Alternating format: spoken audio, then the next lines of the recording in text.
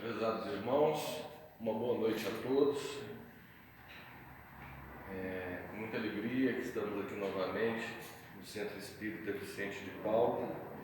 Escolhemos uma passagem do Evangelho para as nossas reflexões na noite de hoje. Capítulo 4. Ninguém pode ver o reino de Deus se não nascer de novo. Vamos ler aqui um item do Evangelho, em seguida iremos ao comentário. Necessidade da encarnação. É uma pergunta que Kardec elaborou. A encarnação é uma punição e não há senão espíritos culpados que a ela estejam obrigados?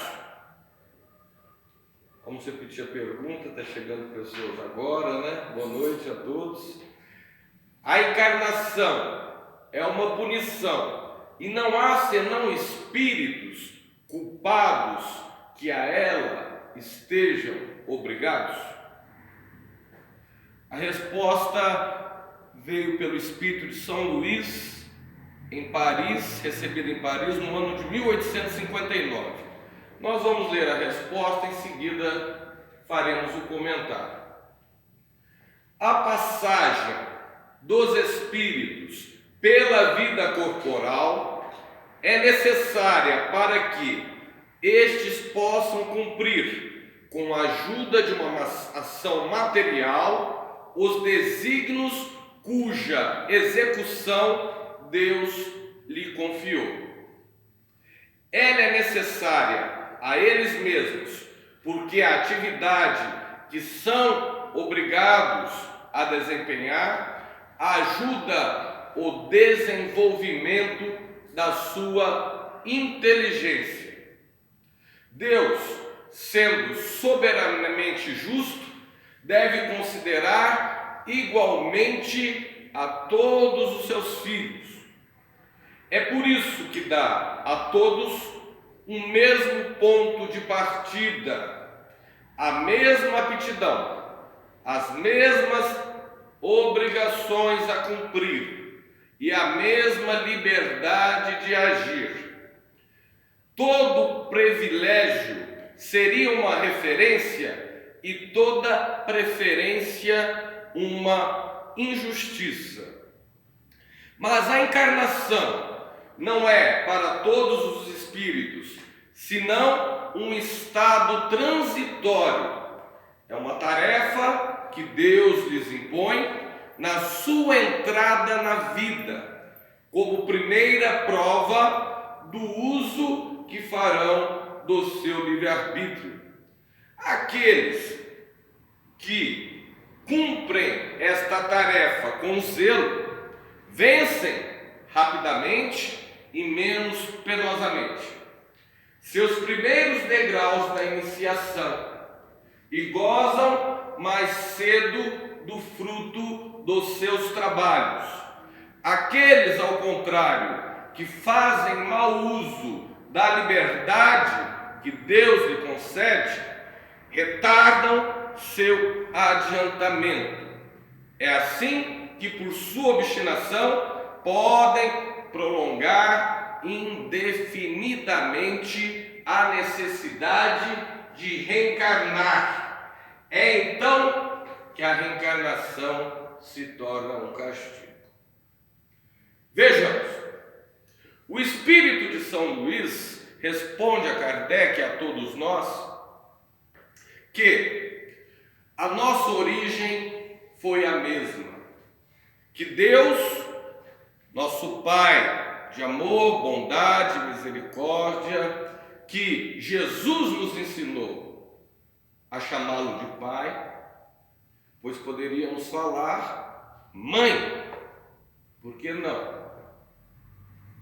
Mas imagine naquela época que o Cristo veio, onde a mulher não tinha palavra, não tinha voz, não tinha comando. A mulher adúltera era apedrejada, lapidada em praça pública. Como Jesus ia chamar Deus de mãe naquela época, né? Porque nós entendemos que Deus é pai e Deus é mãe, não é? Nós temos esse entendimento particular e respeitamos o entendimento dos nossos irmãos. Mas voltemos ao que nós estávamos falando. A encarnação, o princípio é o mesmo, a origem é o mesmo.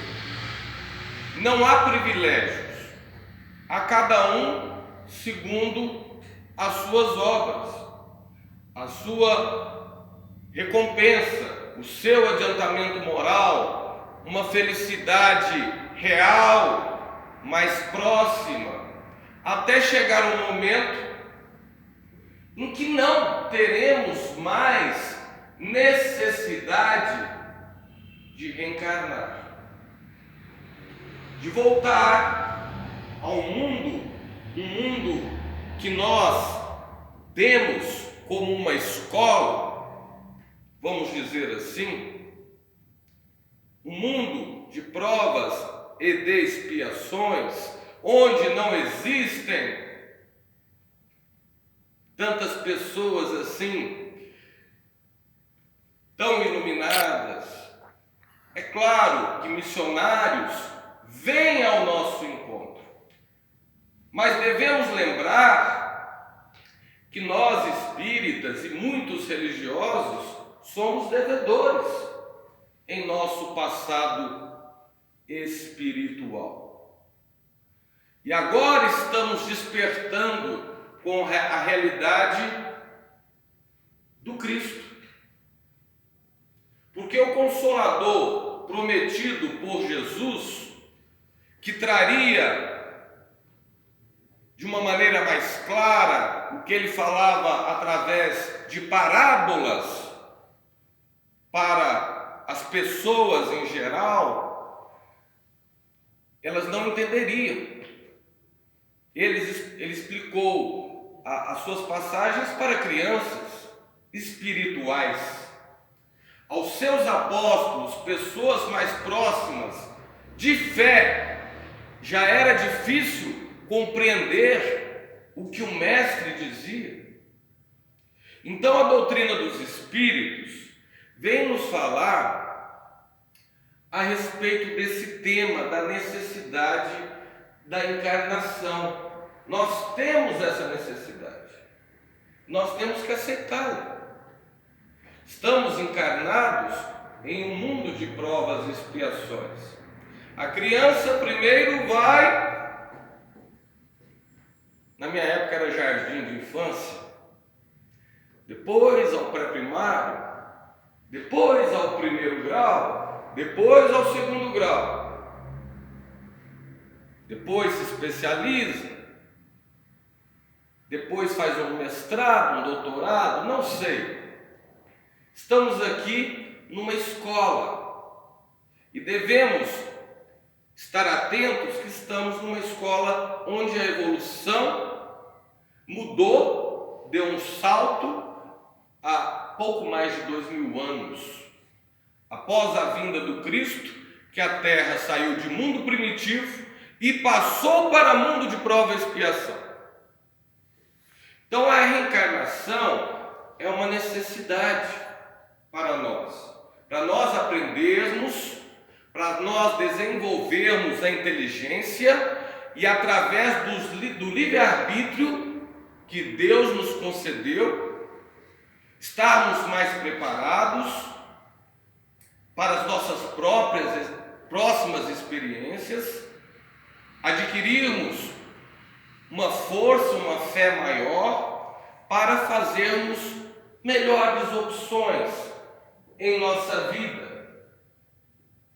Nós sabemos que existe uma crise mundial, uma pandemia, essa coisa toda, mas nós ainda ficamos com o Evangelho, que fala que a maior doença da humanidade é o egoísmo e o orgulho.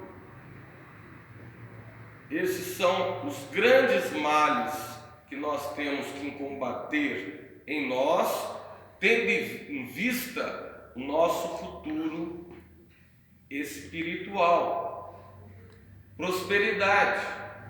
Porque às vezes a gente não se importa nem muito com a gente, mas quando a gente estiver melhor, nós seremos capazes de ajudar mais pessoas.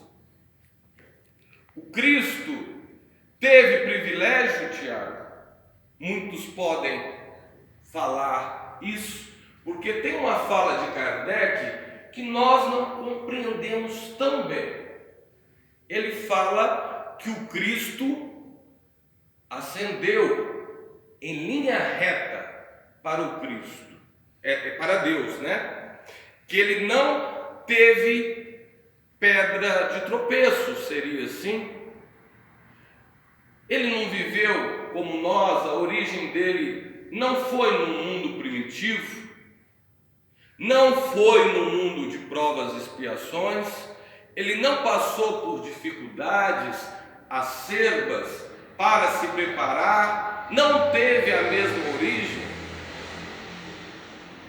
Bom, a única explicação que eu encontro particularmente para essa fala de Kardec é que talvez o Cristo realmente não teve pedra de tropeço. Ele fez o seu desenvolvimento em linha reta. Ou, como está lá no livro dos Espíritos, pergunta número 1, se não me engano, o que é Deus? Qual a resposta, prezados irmãos? A inteligência suprema do universo, causa primeira de todas as coisas. Kardec era um professor didático, um estudioso, e ele deu sequência às perguntas sobre Deus em O Livro dos Espíritos. Acho que mais de 20 questões ele foi indagando. A espiritualidade amiga chega no ponto que fala assim: olha, vocês ainda não têm nem palavras alcunhadas para que a gente possa falar algo além. Devagar com andor, pisem no freio.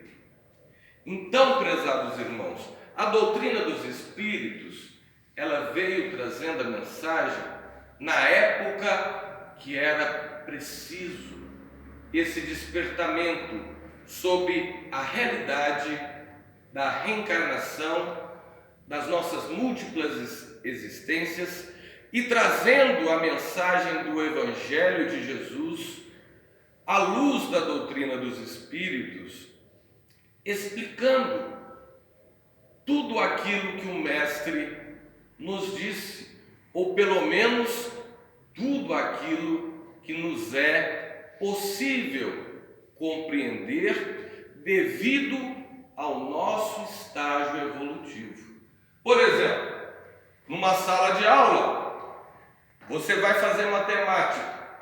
Primeiro você precisa aprender a somar, a diminuir, depois você vai para a multiplicação, depois para a divisão, depois vai aprendendo problemas muito mais complicados, com logaritmo, seno, cosseno, geometria e por aí afora. Então, prezados irmãos, nós não temos todas as respostas, mas o principal nós já temos, que é o Evangelho de Jesus Cristo. Pergunta: será que quem conhece o Evangelho de Jesus poderá ser cobrado da mesma forma do que uma pessoa que ainda não o conhece? Não. Quem conhece, quem tem entendimento, terá uma cobrança naturalmente um pouco maior. Então vamos valorizar a presente existência e fazer aquilo que nos seja possível muita esperança e com muito amor no coração. A todos uma boa noite, muita paz, muita alegria.